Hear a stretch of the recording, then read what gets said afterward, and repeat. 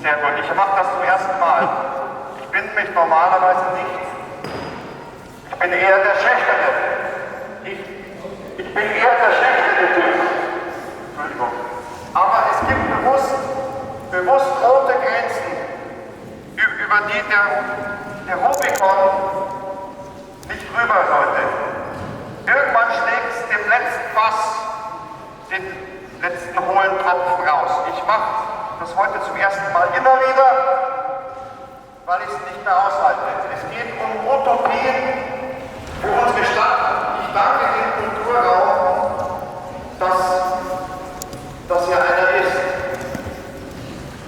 Meine große Utopie für die Stadt ist, dass die Elena mit mir ins Kino geht.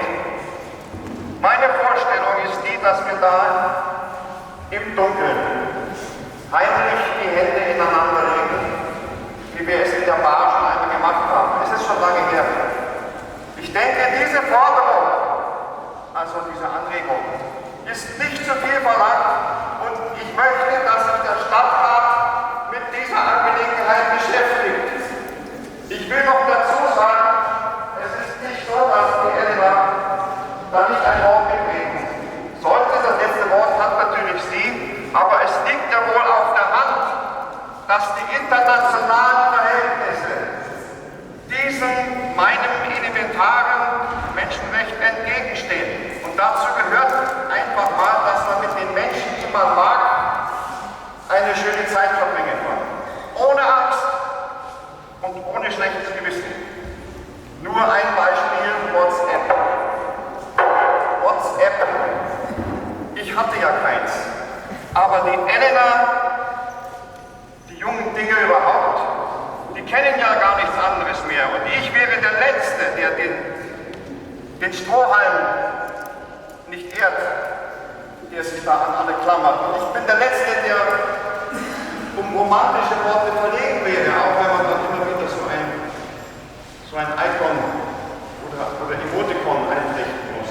Aber wie soll ich meine innersten Gefühle ausdrücken, wenn ich weiß, dass das alles der Zuckerberg von Facebook mitlesen kann und den Werbefirmen alles steckt, die sexuellen Vorlieben und also das Küssen und ihre schönen Augen und so. Das geht doch dem nichts an. Und deswegen wäre eine weitere Utopie von mir, die, dass man zum Beispiel in München wieder Postkutschen hätte. Die könnten meinetwegen mit sauberer Elektrizität fahren. Das ist mir wurscht. Weil alles andere, das weiß man, vergiftet uns ja bloß. Das Steinkohlekraftwerk in Unterföhring zum Beispiel, das gehört noch längst abgeschaltet. Also die Postkutschen, gut, da höre ich jetzt schon die ewig gestrogenen Murren. Das dauert dann vielleicht für länger so ein WhatsApp-Brief, aber man würde sich wieder viel länger überlegen, was man da schreibt und nicht nur einen halbschaligen Smiley, Elena. Du verstehst, was ich meine. Anderes Beispiel ist Syrien. Wie soll man sich heutzutage in aller Ruhe verlieben, wenn man weiß, dass da ein ganzes komplettes Land kaputt gemacht wird? Der ganze Nahe Osten ist noch seit Jahrzehnten nur noch ein Truppenübungsplatz. Und gerade bei uns in Bayern wird viel Geld verdient, seit Jahrzehnten mit tödlichen Waffen, Dings, Stiel und Kraus Maffei, Siemens, die sind doch alle dabei.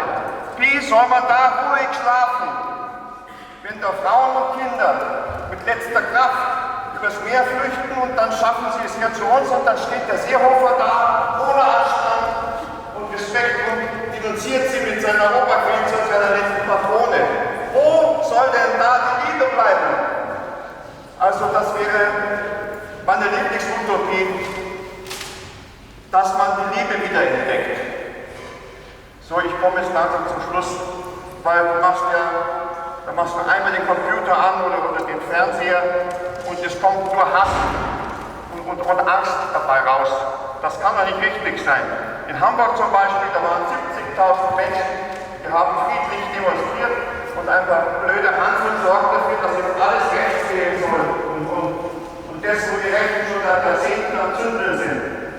solche Dinge einmal abgesehen. Und jetzt, ich war ja bei uns im Schreibwarenladen in der Westermühlstraße.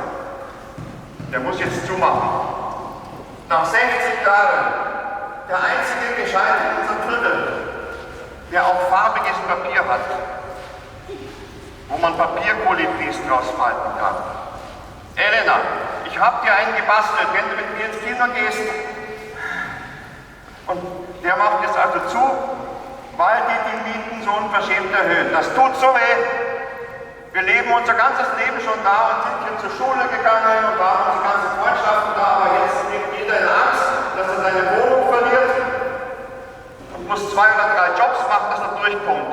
Was meint ihr, was ich planen muss, um herauszufinden, an welchem Tag ich überhaupt mit Elena ins Kino gehen könnte?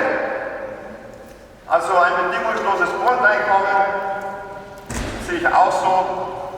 Oder eine radikale Mietenbremse, das wäre ja wohl noch die kleinste Utopie, die man verlangen könnte. Was sollen wir denn in Schreibwaren nehmen? Wo wären denn die Drachen von Schiller und Goethe? Heute, wenn es damals geheißen hätte, es gibt keine Stifte mehr und kein Papier mehr, sind wir Kolibris halten kann in Weimar, weil wir uns die Mieten nicht mehr leisten können. Das ist doch kein Kulturraum mehr. Und die großen Vermieter, wohlgemerkt, das sind Leute, die haben die Taschen schon voll. Die bräuchten gar nicht mehr Geld. Aber was sie sich erlauben können, das erlauben sie sich. Und die gibt es überall. In Syrien, in Amerika, in Russland, egal. Auch in München, die Oligarchen halt. Es ist ja fast so, als hätte es die Demokratie nie gegeben. Aber weil die Politiker denen zu lange und zu oft schon in den Arsch gebrochen sind, wählen die Leute jetzt irgendwen, den Trump oder den Erdogan, weil die Leute denken, der hat Eier. Der ist einer von uns, weil die sonst was versprechen, dabei sind sie selber Oligarchen. Wie kann man nur so blöd sein? Das ist halt, weil die Leute kein Vertrauen mehr in sich selbst haben. Dabei, ich weiß nicht, wie viele Millionen kleine, nützliche Initiativen gibt es auf der Welt. Selbsthilfegruppen, Genossenschaften, Kooperativen, Hilfsorganisationen. Glaubt's mir's, die machen mit so gut wie keinem Geld mehr nützliche Sachen als die ganze G20 zusammen.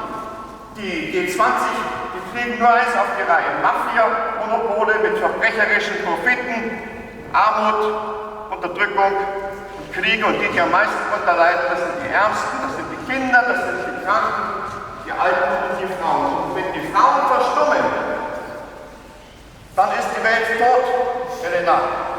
Du musst jetzt den Mund auftun und die Wahrheit rausschreien. Willst du mit mir ins Kino gehen oder nicht?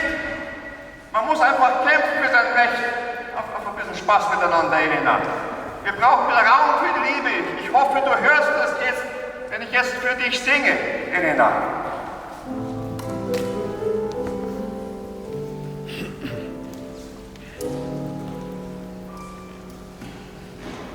Smile when your heart is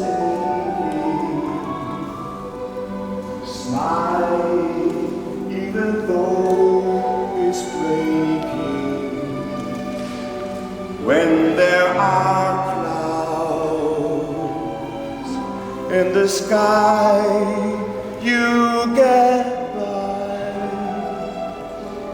That's the time you must keep on trying. Smile.